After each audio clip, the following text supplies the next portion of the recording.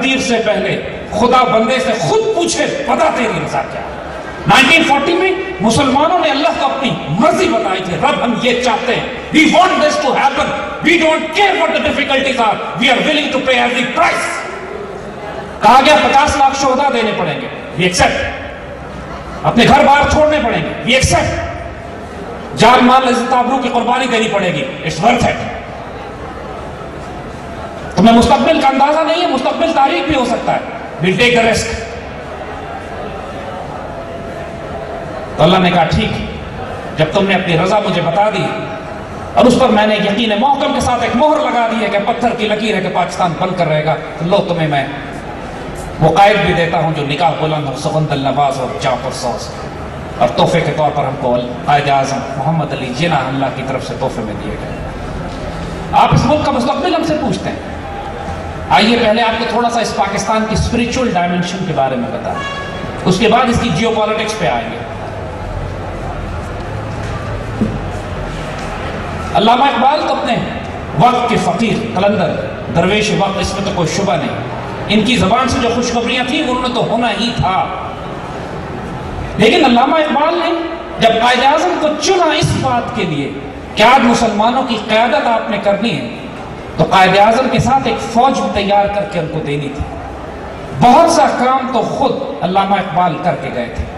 پوری مسلمان ملت کو اس وقت نصیحت کر کے گئے, اس وقت تمہارا قائد آنے والے وقتوں میں محمد علی جناح قائد اعظم ہے, میرا وقت پورا ہو چکا ہے. جب علامہ اقبال کی بیماری کے وقت لوگ ان کو خط لکھتے تھے کہ ہم آپ کی صحت کے لیے دعا کر رہے ہیں, تو اقبال کا جواب یہ ہوتا تھا کہ میری صحت کے لیے نہیں, اب قائد اعظم کی صحت کے لیے دعا کرو, ڈیوٹی ان کی شروع ہے, میرا وقت پورا ہو چکا.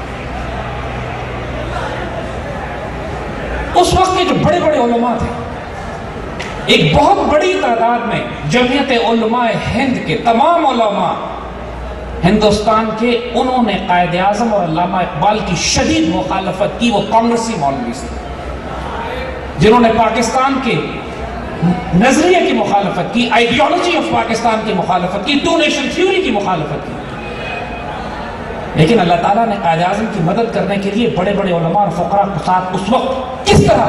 تربیت کی, ذرائع آپ کو واقعات سناتے ہیں. مولانا شبیر احمد عثمانی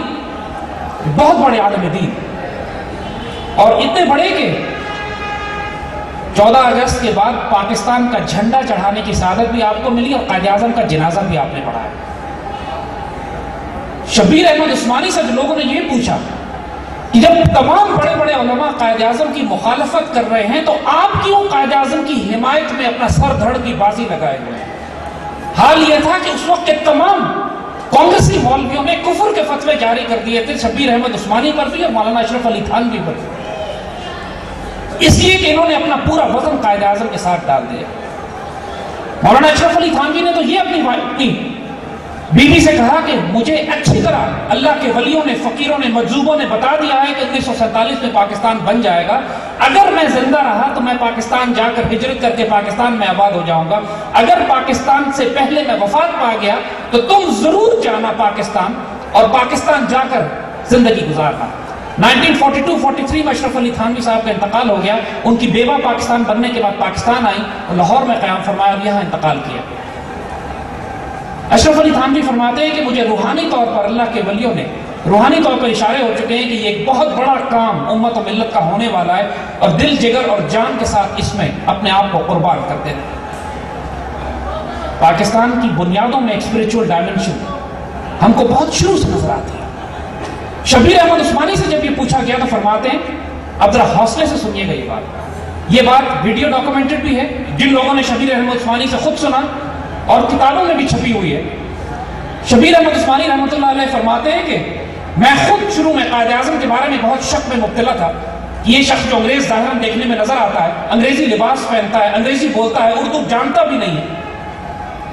یہ شخص مسلمانوں کی نمائندگی کس طرح کر سکتا ہے. تو فرماتے ہیں کہ میں نے ایک دن خواب میں حضور صلی اللہ علیہ وسلم کی زیارت کی. حضور صلی اللہ علیہ وسلم خواب میں تشریف لاتے ہیں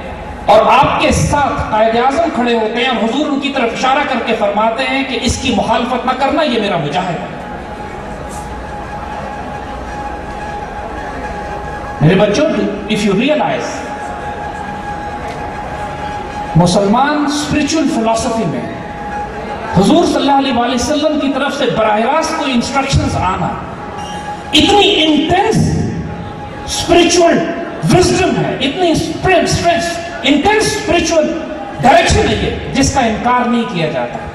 اس کی صرف ایک مثال ہم آپ کو دیتے ہیں۔ جب صلیبی جنگوں میں سلطان نور الدین زنگی کو،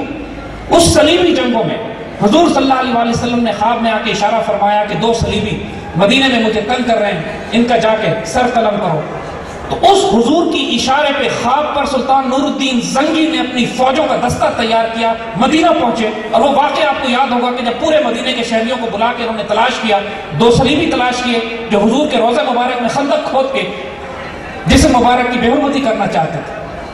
وہ ساری ملٹری کیمپین، پورا اتنا بڑا اسٹریٹجک پلان بلڈ ہوتا ہے اس روحانی خواب پہ جو حضور صلی اللہ علیہ وسلم نور الدین زنگی کو براہ راست اشارہ فرماتے ہیں۔ اور مسلمان تاریخ میں ایسے ہزاروں واقعات ہیں کہ جب کمانڈ اینڈ کنٹرول روحانی طور پر اللہ تعالیٰ نے اپنے ہاتھ میں رکھا ہوتا ہے، حضور صلی اللہ علیہ وسلم کا خاص فیض عطا ہوتا ہے۔ علامہ شبیر احمد عثمانی کے اس خواب کے بعد پیر جماعت علی شاہ، پیر عثمان کی شریف اور بڑے بڑے بزرگ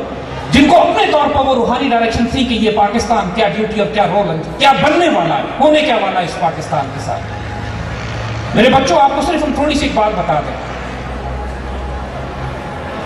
جب اللہ تعالیٰ یہ فیصلے کرتا ہے کہ اس نے کائنات میں ایک بہت بڑی تبدیلی لے کر آنی ہے، جب اللہ تعالیٰ یہ فیصلے کرتا ہے کہ اس نے ایک تیز بارش برسانی ہے تو اس سے پہلے بادل اور ٹھنڈی ہوائیں خوشخبریاں لے کر آتی ہیں، جب اللہ تعالیٰ نے یہ فیصلہ کر دیا کہ یہ پاکستان بننا ہے اور آنے والے وقتوں میں اس پاکستان میں امت مسلمہ کا مرکز بننا ہے، تو اس کے لیے خوشخبریاں اور بشارتیں پاکستان بننے سے برسوں پہلے سے آنی شروع ہو گئی تھی۔ یہ پاکستان، اور اب آپ کو ایک واقعہ اور بتاتے ہیں جس کا براہ راست تعلق قائد اعظم سے۔ یہ واقعہ بہت ریئر ہے، بہت کم کتابوں میں اس کو ڈاکومنٹ کیا گیا ہے، لیکن یہ ڈاکومنٹڈ ہے۔ ہمارے پاس وہ کتابیں بھی ہیں، انشاءاللہ اس کے ریفرنسز بھی ہم اپلوڈ کر دیں گے۔ قائد اعظم جب ہندوستان تشریف لاتے ہیں ولایت سے، آپ بچوں کو تھوڑی سی تاریخ معلوم ہوگی کہ 1930 کے بعد قائد اعظم مایوس ہو کے انگلینڈ چلے گئے تھے اور 3 سال تقریباً انگلینڈ رہے۔ علامہ اقبال آپ کے پیچھے جاتے ہیں، آپ کو کنونس کرتے ہیں کہ واپس آئیے، پاکستان بنانے میں آپ کا کردار ہے۔ قائد اعظم ضرور اس سے متاثر ہوتے ہیں، لیکن جب ہندوستان پہنچتے ہیں تو اپنے ایک دوست کو اپنا ایک خواب سناتے ہیں، اپنا ایک مشاہدہ سناتے ہیں، بلکہ اس کو خواب بھی نہیں کہیں گے۔ قائد اعظم فرماتے ہیں کہ مجھ پہ بہت لوگوں نے کام کیا، خاص طور پہ علامہ اقبال سے میں متاثر ہو کے تو ہندوستان آنے کا ارادہ کر ہی چکا تھا، لیکن جس چیز نے مجھ کو ہندوستان بھیجا وہ ایک مشاہدہ تھا کہ جب میں رات کو لندن میں اپنی کمرے میں سو رہا تھا تو مجھے اپنی کمرے میں ایک پریزنس محسوس ہوئی، موجود ہوا جیسے کوئی بہت ہی بابرکت ہستی موجود ہے۔ میں خواب اور نیند کے درمیان میں تھا اور ان ہستی نے مجھے احساس یہ ہوا کہ یہ ہستی جن کی پریزنس کا مجھے احساس ہو رہا ہے یہ خود حضور صلی اللہ علیہ وسلم ہے، اور حضور صلی اللہ علیہ وسلم نے مجھے حکم دیا کہ تم ہندوستان جاؤ، تم سے ایک بہت بڑا کام لیا جائے گا۔ And that was the turning point when I decided I'll go to India to lead the Muslims for the creation of Pakistan. یہ چند باتیں ہم نے آپ کو صرف اسپرچول ڈائمنشن کی سنائی۔ میرے بچوں، جب بھی آپ قرآن پڑھتے ہو اس میں 30ویں پارے میں الم تر کیف فعل ربک باصحاب الفیل، جب آپ یہ پڑھتے ہو کہ کیا تم نے دیکھا کہ اللہ نے اس ہاتھی والوں کے ساتھ کیا سلوک کیا جو چھوٹی چھوٹی ابابیلوں نے ان کے ساتھ کنکر پھینک کے اس پورے اتنے بڑے ہاتھیوں کے لشکر کو تباہ کر دیا، یہ ہمارے بلیف کا حصہ ہے، مسلمان ہونے کی حیثیت سے ہمارے ایمان کا حصہ ہے کہ اللہ تعالیٰ جیو پالیٹکس کو تبدیل کر دیتا ہے روحانی قوتوں سے، اسپرچول ڈائمنشن سے۔ وہ ابابیلیں اللہ تعالیٰ کی اسپرچول فورسز تھیں جنہوں نے ایک فزیکل اتنی بڑی فورس کو تباہ کر دیا۔ اسی طرح جب بھی کائنات میں کوئی بڑے ایونٹس ہوتے ہیں صرف ان کی ظاہری جیو پالیٹکس پہ نظر نہ رکھا کرو، ان کے پیچھے بہت بڑی اسپرچول ڈائمنشن ہوتی ہے جو یہ فیصلے کرتی ہے کہ اب اللہ نے تقدیر کیا لکھ دی ہے۔ جو خدا کے ترجمان ہوتے ہیں اور خدا کے رازدار ہوتے ہیں اور جن کو اللہ اپنے کرم اور فضل سے اپنے رازوں سے آگاہ کرتا ہے، ان کی زبان سے وہ خوشخبریاں پھر آپ کو سننے کو ملتی ہیں۔ عشق و فریاد لازم تھی سو وہ ہو چکی، اب ذرا دل تھام کے فریاد کی تاثیر دے۔ یہ پاکستان کی اسپریچول بنیاد تھی، یہ روحانی ڈائمنشن تھی جو ہم نے آپ کو دی، جس پاکستان کے بارے میں لوگ یہ سوال